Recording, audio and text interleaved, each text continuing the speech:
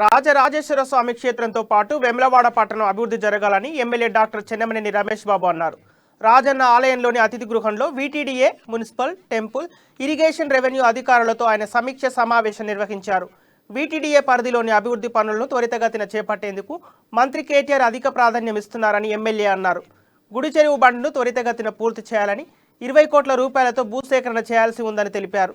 భక్తులు పుణ్యస్నానాలు ఆచరించేందుకు వీలుగా బూతింగ్ ఘాట్లను ఏర్పాటు చేయాలని సూచించారు.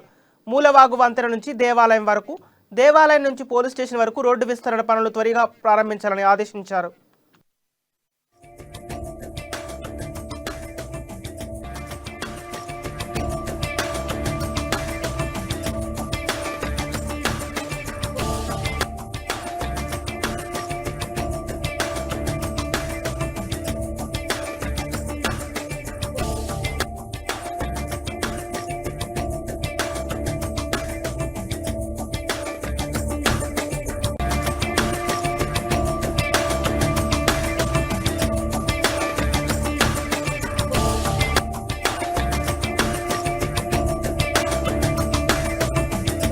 Vemulawada temple development authority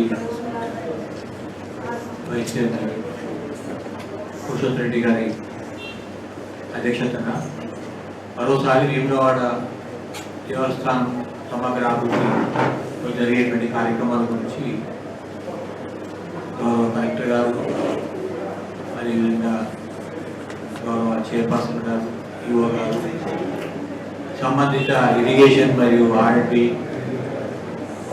RDO గారు, రెవెన్యూ అందరితో చర్చించడం జరిగింది. దీంట్లో విషయము బస్ స్టాండ్ నిర్మాణం అనేది. ఆ బస్ స్టాండ్ నిర్మాణం ఇదివరకు 20 కోట్లు కలెక్టర్ గారి ఖాతాలోకి వచ్చి ఉన్నాయి. ఆ బస్ స్టాండ్, నూతన బస్ స్టాండ్ నిర్మాణం ఈశాన్యం వైపు నుంచి మనం ఎప్పుడైతే గుడి చెరువు ప్రాంతానికి వస్తున్నాము అక్కడనే 20 ఎకరాల నోటిఫికేషన్ నిర్వహించినాము. దాన్ని మళ్ళీ ఒకసారి ధృవీకరిస్తూ మరో నోటిఫికేషన్ కూడా ఇవ్వడం జరుగుతుంది. కాబట్టి బస్ స్టాండ్ నిర్మాణం